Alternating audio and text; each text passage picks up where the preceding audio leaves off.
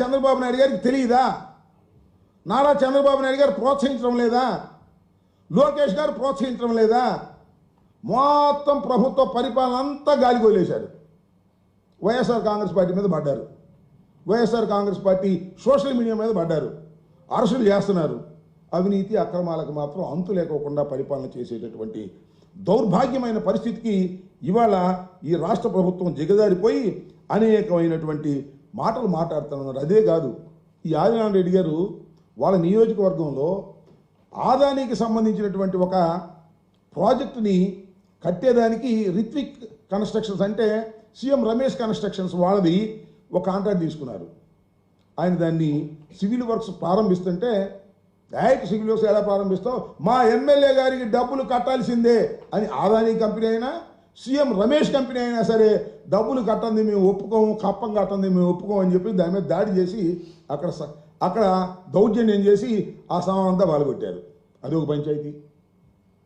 వాళ్ళిద్దరు బీజేపీని, మళ్ళా బీజేపీ అయినా జనసేన అయినా తెలుగుదేశం అయినా క్యాష్ కొట్టందే పని కాదు అనేటువంటి పరిస్థితుల్లోకి ఇవాళ రాష్ట్రంలో ఉన్నటువంటి శాసనసభ్యులు విరుచుకు పడుతూ ఉంటే చంద్రబాబు నాయుడు గారు మాత్రం నేతి బీరకాయలు నెయ్యిలాగా కోస్తా ఉన్నాడు. అన్ని సొరకాయలు కోసేటటువంటి మార్గం చూస్తున్నాడు చంద్రబాబు నాయుడు గారు. ఇది చాలా దుర్మార్గమైనటువంటి పరిస్థితిని మనం చేస్తున్నాం. చంద్రబాబు నాయుడు గారు ఆ మధ్యన ఎన్నికలకు ముందు చెప్పారు కదా, సంపద సృష్టిస్తా అని.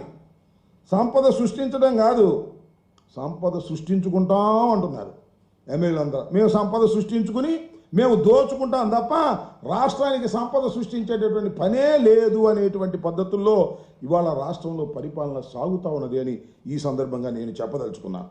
ఇది పోతే నిన్న ఒక పెద్ద కామెడీ మళ్ళా ఎవరు మన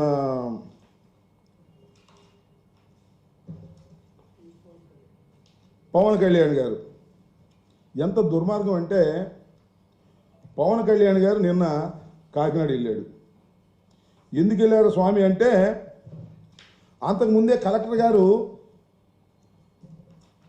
అక్కడ జరుగుతున్నటువంటి ఈ పీడిఎస్ రైస్ బియ్యాన్ని ఒక షిప్లో వెళుతుంటే దాన్ని పట్టుకున్నారని వార్త వచ్చింది.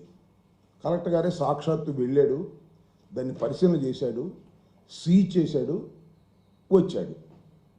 మళ్ళా పవన్ కళ్యాణ్ గారు వెళ్ళాడు, రాష్ట్ర ఉప ముఖ్యమంత్రి గారు. ఎవరితో వెళ్ళారు? మరొక సిద్ధాంతకర్త ఉన్నాడు ఆయన పార్టీలో, ఆయన మనోహర్ గారు.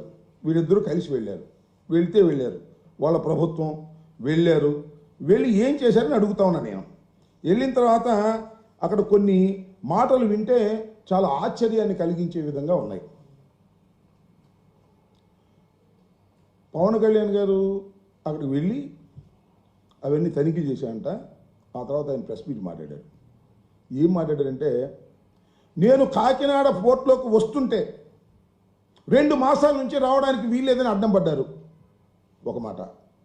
నేను వస్తే అధికారులు సహకరించలేదు, ఎస్పీ నా దగ్గరికి రాలేదు, పౌర సరఫరాల శాఖకు సంబంధించినటువంటి అధికారులు కూడా సహకరించలేదు. నేను సముద్రంలోకి వెళ్ళి ఆ పోర్ట్లో ఉన్నటువంటి ఒక ఓడలో జరిగేటటువంటి కార్యక్రమం చూడాలని బయలుదేరితే, మీరు వెళ్ళొద్దు సార్, రఫ్గా ఉంది మీరు వెళ్ళటం ప్రమాదకరం అని చెప్పారు. అయినా సాహసం చేసి నేను వెళ్ళాను.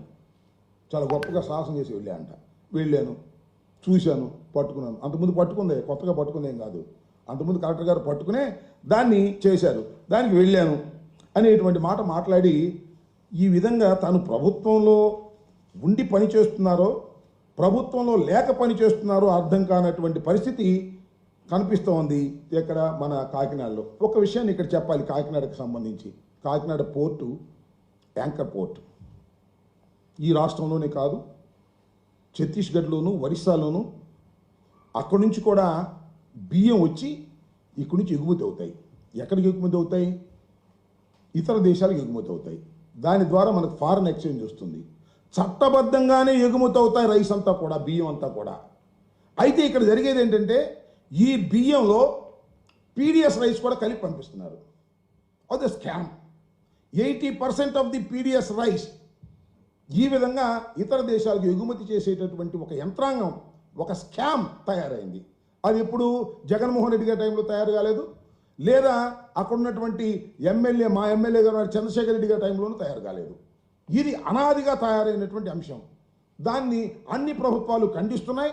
వాటిని జరగకోకుండా ఉండేందుకు ప్రయత్నం చేస్తున్నా కూడా జరుగుతూనే ఉన్నటువంటి కార్యక్రమం మనం చూస్తున్నాం.